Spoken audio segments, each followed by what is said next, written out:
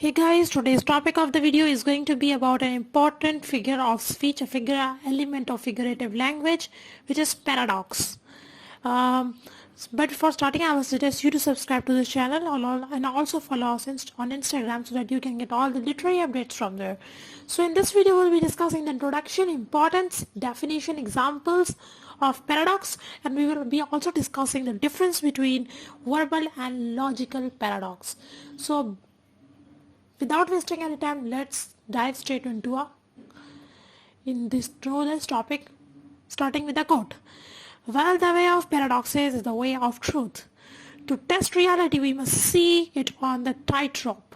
When the varieties become acrobats, we can judge them.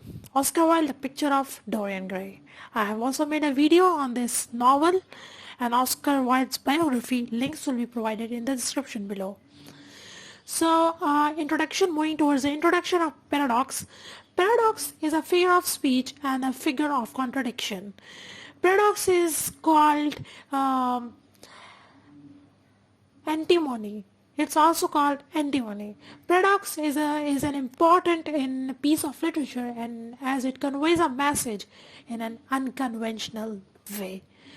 So moving towards the definition of paradox, the word paradox is derived from a Greek word paradoxons, which means contrary to expectations. Its opposite is orthodox in any connotation, and orthodox means being conventional, being traditional, kind of. So it is a literary device which sounds contradictory but has a true meaning.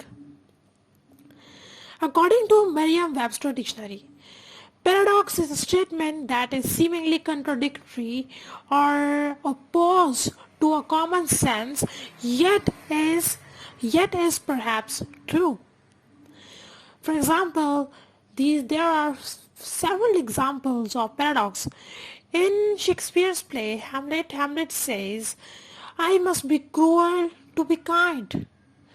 So he must be cruel to be kind. So there are two opposite senses, like cruelty and kindness. In Oscar Wilde's The Importance of Being Honest, it is said, to be natural is such a very difficult pose to keep up. In Mario Puzo's Godfather, it is said, I am going to make him an offer he can't refuse. So there are two paradoxes, making an offer and not refusing the thing. So in Julius Caesar, William Shakespeare says, coward dies many times before their death. The valiant never taste of death but once. In George Well, Animal Farm, it is said that all animals are equal, but some are more equal than others. So moving towards the verbal paradox. Verbal paradox is also called paradoxical statement. Verbal paradox is a figure of speech in which contradictory statement seems wrong, but it is true in context. Whereas in logical paradox, which is a kind of paradox which is contrary to logic. Logical paradox is always contrary to a valid logical reasoning. So that's enough. It's a small video, and many videos on literary devices are coming. So make sure that you are subscribed to this channel and follow me on Instagram. So thank you.